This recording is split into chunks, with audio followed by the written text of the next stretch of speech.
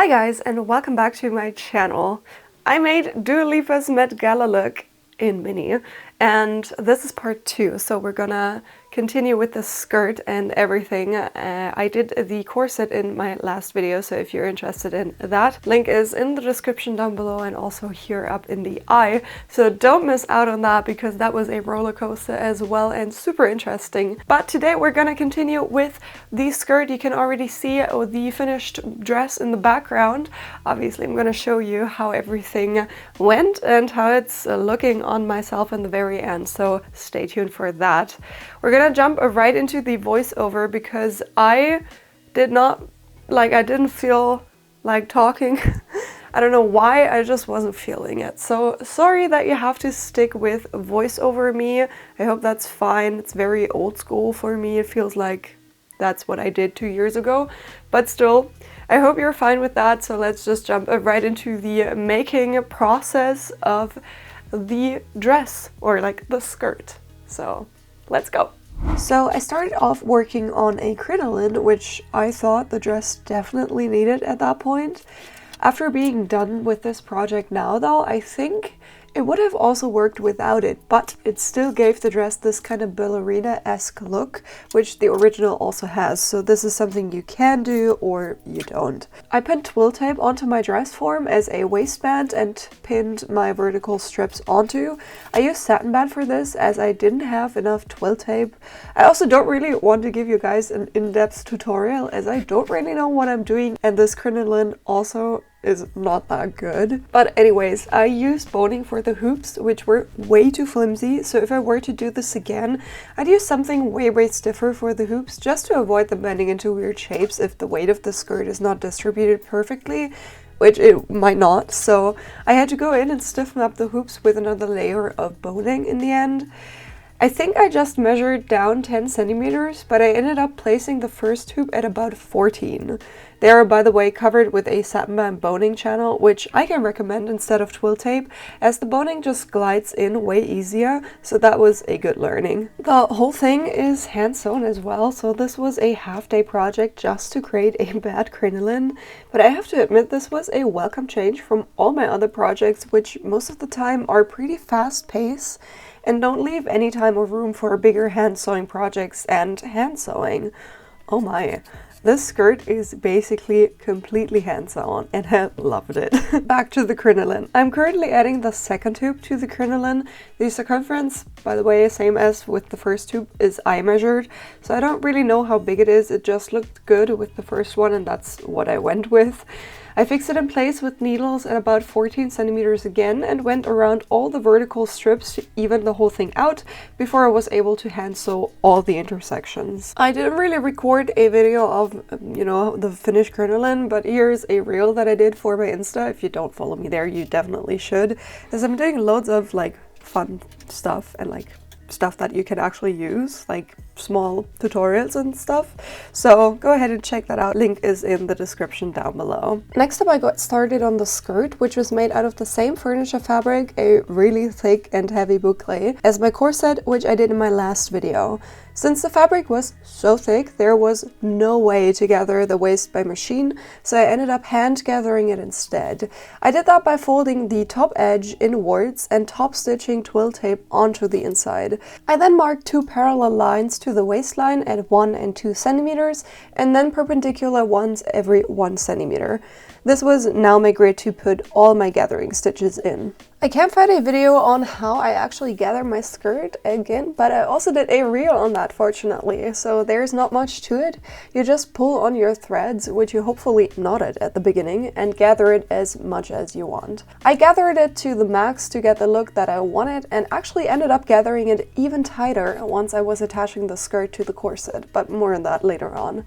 I can recommend using a thicker thread to keep the risk of ripping as low as possible, and in the reel you can also see why I added twill tape to my actual skirt in the end. Like, you can't really see my markings. You can also do as many rows of gathering stitches as you want. This just changes the starting point of the puff basically. So for my dress, as I wanted it to start pretty quickly after the corset ends, I did only 2, but I've seen this being done with 4, 5, or like even more rows. After I gathered the skirt, I arranged the gathers in a neat and parallel way and steamed the whole thing with an iron.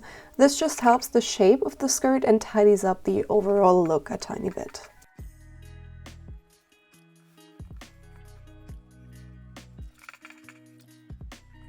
Once I was done, I put my corset onto the gathers and tried to think about the best way of attaching the skirt. Oh my god, I hope you can't hear my cat cry.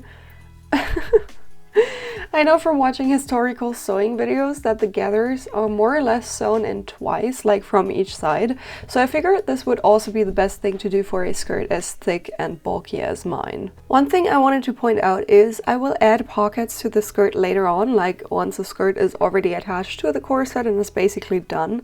If you have the chance to sew in the pockets before you gather the skirt, meaning sewing the pockets on a flat surface, do that. It's so much easier than after the fact. I'm also using a thicker thread to attach the skirt, and as you can see, I'm pulling on the thread constantly to get a tight result. I already mentioned it before, while sewing the gathers on, I made sure to keep my stitches on the corset more narrow than the gathers on the skirt to push them together even more and get even more volume. I stitched through a pretty big portion of my corset and then through every fold of the skirt that lays towards the inside. I went with this method all around the hemline of the corset and made sure to tighten the gathers even more in the center front.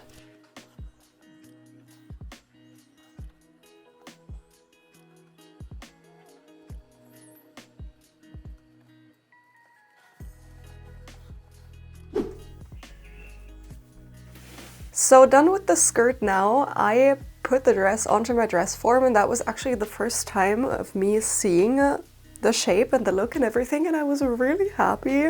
I had my crinoline underneath, and the skirt itself was, you know, very long. It didn't shorten it at all. It was just half of the width of my fabric that I used, so 70 centimeters something. So I knew that I had to shorten the skirt, and that is always so scary.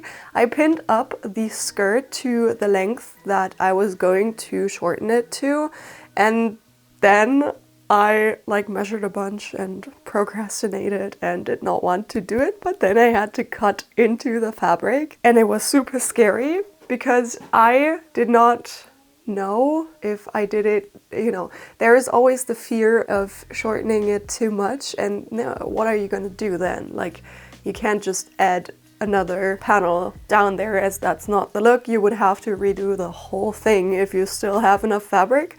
So that was super scary. I ended up cutting it fairly well, if I dare say so myself, and I only had to kind of even out the hemline as it was not perfectly round.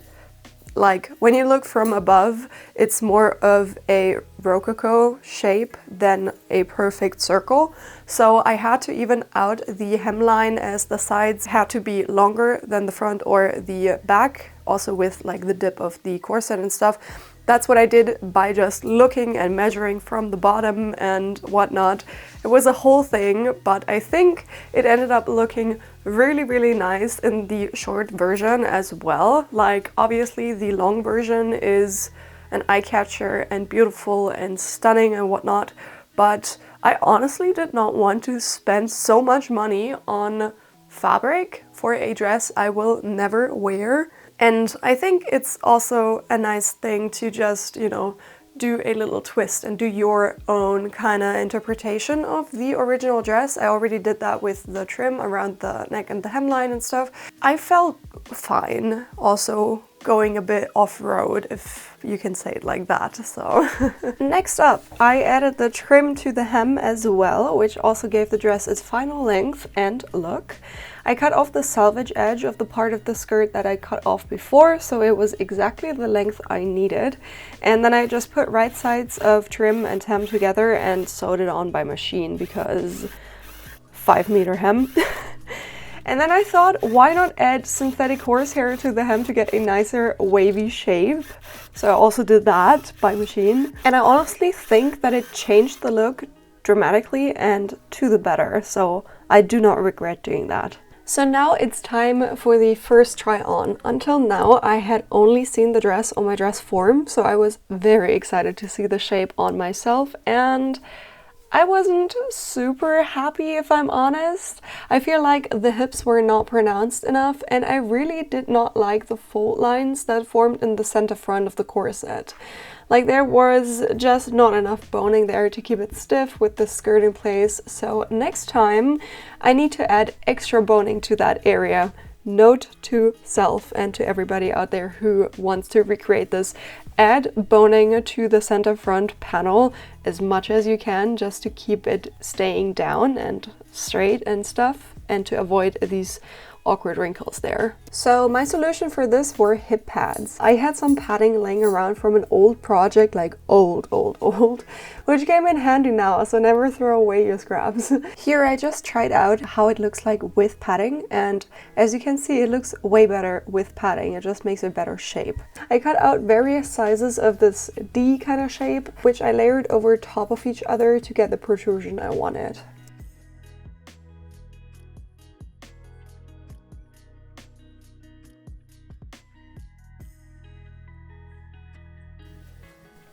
I started with 3 layers, but ended up adding a bit more after I sewed the pads in. So maybe do a bit more than you think, as the pad shrinks down a bit while sewing the layers and the pad casing, if you will, together. At least that was my experience. I loosely sewed the padding layers together and then added fabric over top, which I also sewed onto the padding loosely before finally adding it to the hips of my dress.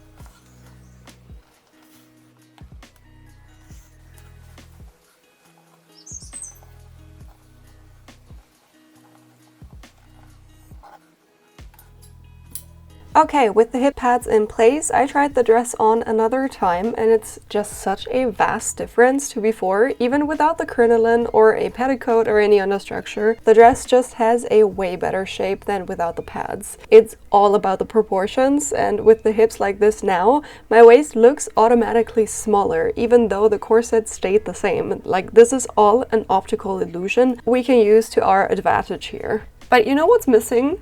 You guessed it. Pockets. So let's add some. To mark the placement of the pockets, I just put my hands to the spot where I usually would have pockets, like where it's comfortable, and just drew them on with a water-soluble marker. I'm gonna do the same pockets as in the original dress, which are pretty wide welt pockets, so I'm gonna draw somewhat of the shape and size onto the skirt of my dress directly.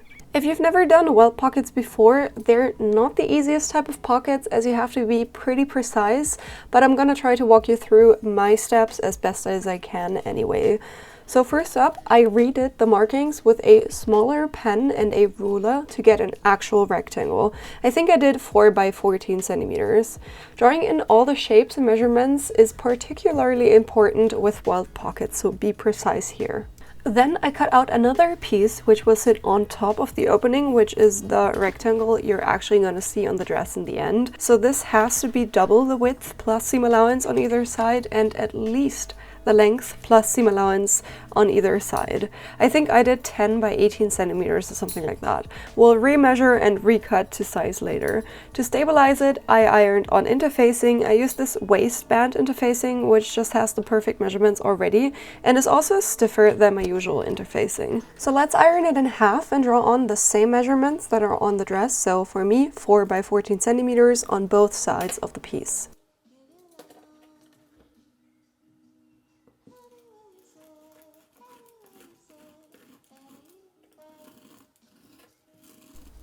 Now I put the rectangle onto the pocket line of the dress that sits more towards the front and pin it together with the line on the rectangle. I'm pretty precise with the corners here as well, using pins so that everything just lines up perfectly and it's going to end up looking really, really nicely. Sew that line with your sewing machine.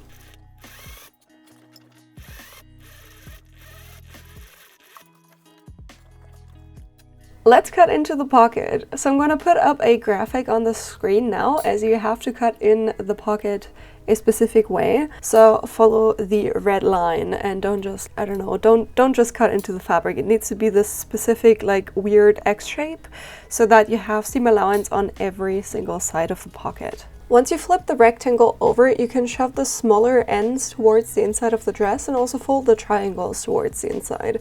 You can now already see your progress. Now you have the option to sew the short sides to the triangles by machine, which I usually do and have shown in previous tutorials already, or, like me here, hand sew it all in place because I couldn't reach up there anymore because of the gathers. It ended up not being too big of a deal because the fabric just swallows all of the threads, so there was nothing of that visible anyways. But obviously if you have a bit more of a thinner fabric, maybe with less structure, you might be able to see that, so you might opt for just machine sewing it or sewing on the inside instead of me here from the outside. The last step is to sew the pockets in place, which I just made out of a folded in half rectangle. I just placed it right sides together with the side that is still open, and this time I was actually able to machine stitch it. Just top stitch right along the marked line here. The other side gets attached to the seam allowance on the opposite side of the opening, so pretty straightforward. Then it's just a matter of closing the pocket and, if you can, finishing the raw edges with either an overlock stitch or bias tape.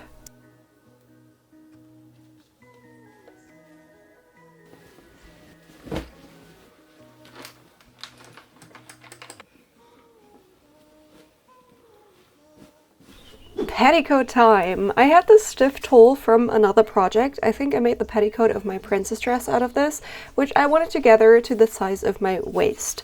I couldn't use my gathering foot for that as the tulle was just too stiff, so I ended up sewing over the top edge twice without back tacking on either end and gathering the tulle by hand by pulling on the bobbin thread of both seams. If you're a frequent viewer of mine, you know this, and this just works perfectly fine.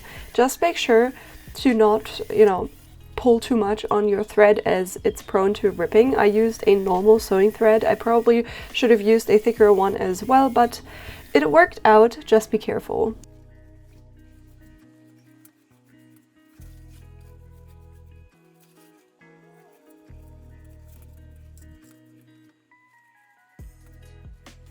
Once the tulle was gathered, I added an elastic to the waist. I made it, I think, 55 centimeters long to have somewhat of a stretch and for it to sit tightly around my waist once the corset is on.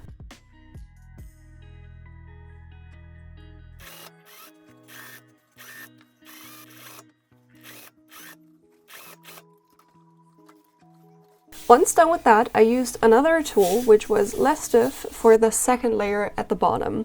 I rolled the 6 meters I had up to cut and just split the whole thing in half.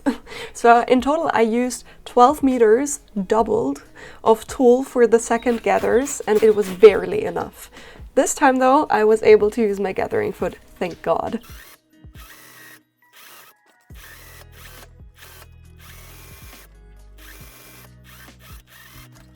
So as you can see, I measured down about 25 centimeters for the new tulle layer and used pins to mark the line. I then pinned the tulle in place and just top stitched it by machine.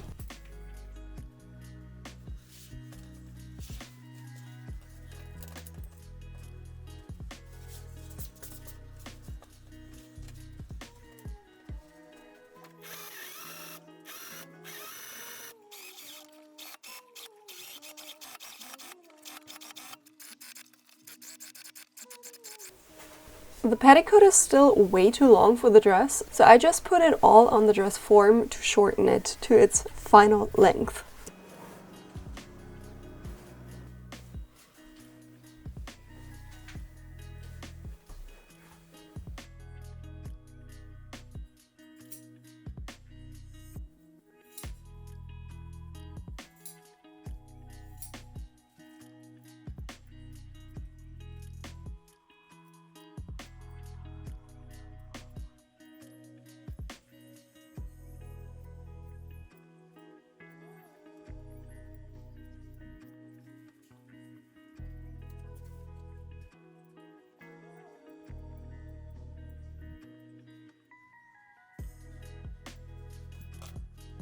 And with that, all parts of my dress are finally complete.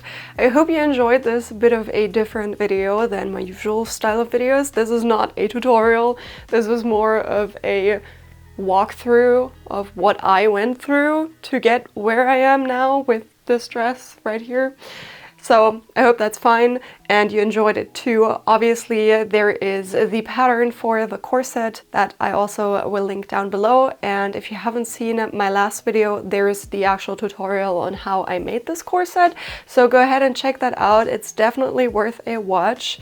If you haven't already, go ahead and subscribe to my channel and ring the bell so you'll get notified every time that I post. I post on Sundays, so you can keep an eye out for that. In the meantime, if you haven't already, go ahead and check out my social media. I showed you a few reels regarding today's project already, so if you are interested in more of this type of content, go over to my Insta and give me a follow there. I also upload on Pinterest and YouTube Shorts if that's something you are interested in. So thank you so much for watching. The most direct way to support me and keep videos just like this one coming is to head over to my Etsy store and support me that way, and you will get a pattern out of it. Every pattern has a video tutorial on it and obviously written sewing instructions. So I bet there is something you are interested in as well. Thank you so much to my channel members. You can get special benefits through joining me here on my channel as a member. Link to that is also in the description down below. So thank you so much for watching, and I'm gonna see you next Sunday. Bye guys!